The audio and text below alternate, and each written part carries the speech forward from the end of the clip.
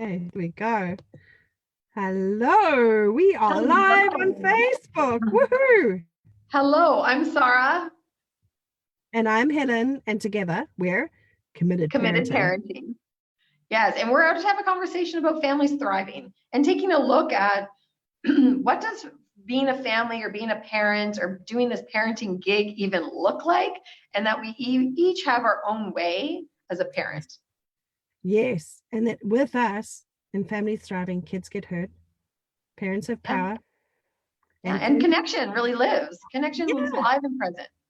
Yeah. 100%. Yeah. And you're in love with the opportunity of being a parent inside family. Yes. And talk about love. We are. With. This month, actually, every month we take a look at a theme, right? As many of you know, we take a look at kind of a lens, a commitment that we look through and what's on offer with that commitment. And being February, we are playing the month of love game. Are we not? And last week we actually had a recorded audio with Steph, which is up on our page under our video from Friday last week. So if you want to have a listen, I really encourage you. It was a really brilliant conversation. Oh, there are lots of gems. That was a really amazing conversation. I got so much out of that conversation with Stephanie. We're definitely having her back again soon. Yeah. So as we've been taking a look at love, we've been looking at what does love offer? What is love? Taking a look at the inquiry of, noticing the love around. And today we're actually really taking a look at, how do people love and how do people receive love? Because if you may notice, it can be very different for people. Each person, I even notice with my boys, I have 5 boys. What I do with one or an action I take with one, they might hear it as love. Another one, I could do the exact same thing and they don't hear it the same way. They might even hear it as nagging or like annoying or bothersome. Hands down, right? And I noticed that for myself too, though, what I experience, right? As like it's not just over there with our kids, but it's us here with me here too, right? How I experience things as love or not love. Yeah, and it shows up, like I know a lot. Again, probably our biggest one where we see it is in our intimate partnerships. And so if you are in a relationship with your partner, mother and father, or mother or any kind of version of that relationship, it's so interesting because like I know for myself, like Nick, my husband, he can take all of these different actions and he's really thinking he is loving me up, and I am sitting over there on the other end like, I don't feel the love. I don't feel the love. And then right back at him, I might do something really like beautiful and sweet, on my opinion, that was like really took something. It was thoughtful to love him up. And he doesn't feel the love. Doesn't get the love. And so there's this interesting dance of how do I love? How do I receive love? And how do I give love? And how does the other person? And looking at when it matches and when it doesn't match, and how we could get curious and be an inquiry. Exactly. I love what you're saying, because what I also just hear in that too is that idea of like how do we fill up things then, right? Like what is it going to take for me and for others to have our tank filled? Yeah, because if we're committed to love, like I'm committed that each of my boys really get how loved they are. Like that is like one of my biggest things as a mom, that they walk away knowing and are grounded and so sure and certain of the love that is there for them. And often they're not, so it's like, oh, what is that missing? Like, where are the wires crossed? Where's the love not filling up over there? And what's in the way of it not filling up? Yeah. And a conversation a lot of you probably have heard of, and like I really do enjoy coming back to, is like that the love language conversation. There's been a lot of work looking at the love languages, and whether you're a follower of it or a user of the love languages, it really points to something, right? Like an inquiry, a taking on of a discovery of how do you receive love? How do you give love? How do the people around you receive love and give love? And what is their love language? Because it gives you an idea of how you could fill up their love tank. How could your love land over there with them? Yeah. I remember, I mean, it's just your conversation about you and Nick, right? I really, for myself, who I am is acts of service. Like, I will show you that I love you because I'll do all the things, right? Like sweep the floor because I think it's going to matter when you walk in the door. And it's funny because if I look at my mum, I swear she had the same love language, because she would bake you things, she would make you posies, but it would be as something for you that she would do, right? And that's Mhm. so not Adrian's love language. His is really like physical affection, being greeted and like hugged and loved up. Yeah, that makes a difference. But like me sweeping the floor ain't He gonna doesn't do see that as love at nothing. all. He's like, great, go do it. Yeah.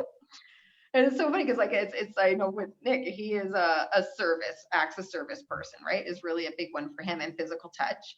And for myself, I'm more gifts and acknowledgement. And it's like just the thoughtful, doesn't have to be extravagant, but just even that, the free gift, the like thoughtful, the time and attention you put into something to Yes. me is like, oh wow, I'm really loved and cared for and appreciated.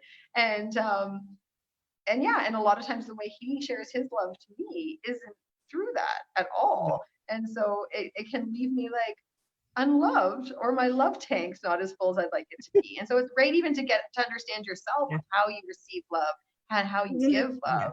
Yeah. You actually just made me think. We did this with the kids when they were really like much, much younger. And I remember Dan's love language was like giving and receiving gifts. And it wasn't just receiving, it was literally giving gifts. And to this day, like I know this at the end of the last year at Christmas, he took the hugest amount of time to figure out the right gifts for people. And he Hmm. was really listening, like what would make a difference, what's missing, what would make, what would they absolutely love. And I just remember when when he actually discovered that for himself, that was part of how he interacted in the world.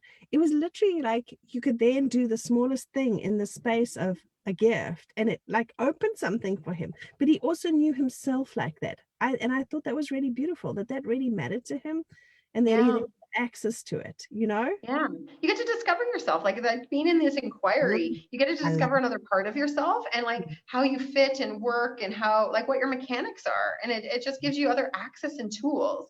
And so there is a survey. So I'll post the link in the comments below. But if you look up the free love languages survey, you can take that. And there's actually one specifically for children too. So you Mhm. can actually take this very specific survey. Actually, the gift I asked my kids to give me 2 years ago for Christmas was for them each to take this quiz. It's like Aw, the only gift I want is for each of you to take this quiz so that I can get a real good sense of what is your love language. Because for mm, me, one of my most important things, as I said, as a parent, is that they really know that they're loved. And I want to give them love that they can receive and hear.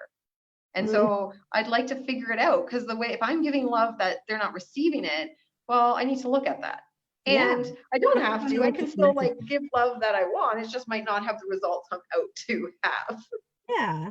Yeah. And I hear too there that like what I actually heard in your speaking, sorry, was your commitment to them knowing themselves as loved. And then why do you want to spend a bunch of time doing stuff that's not actually fulfilling on that? Like it seems like a little, silly. Yeah. So this is like almost like a great hack. You can take the survey, get an idea of our love languages, and again, you can interact with it as truth or an inquiry to give you some pieces of Mm, information so that you can understand and relate to your child. It's actually a really fun thing to do together because even the questions, it's like, oh yeah, what do I like? What yes. don't I like?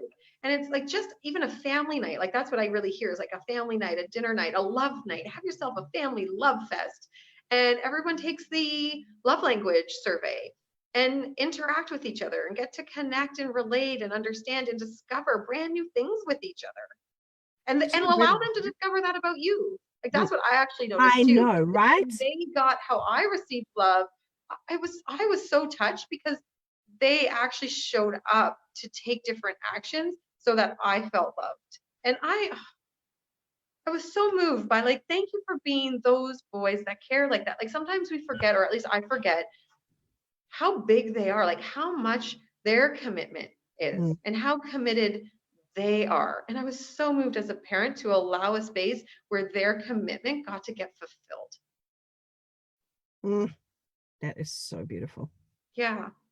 So You that's the know, opportunity in this. It's yeah. beautiful. Yeah, no, and somebody was sharing with me this very morning. They were really dealing with some tough stuff this week.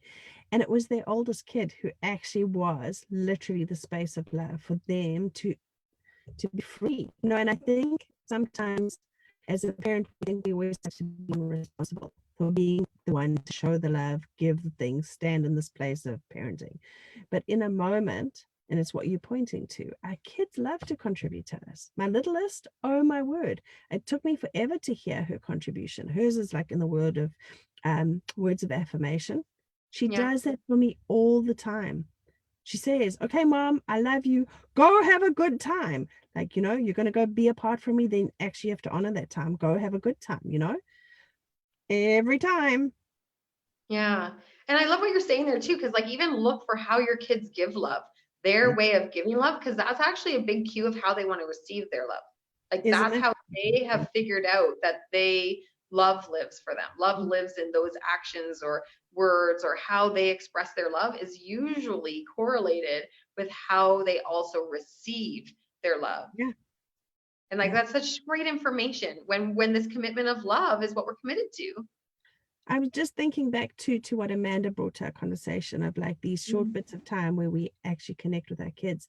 Like really, it's the value we bring to those. Like if we fine tune it so it really, like it really is the thing to make the difference, right? Do you know what I'm saying? Yeah. Yeah. Like, and that's such a commitment of love, like 10 minutes every day. That is just period carved out 100% me and you, and this is it. And like coming from what their needs are, not what the agenda is. Really good. Really good. That is love. That Isn't is it? love.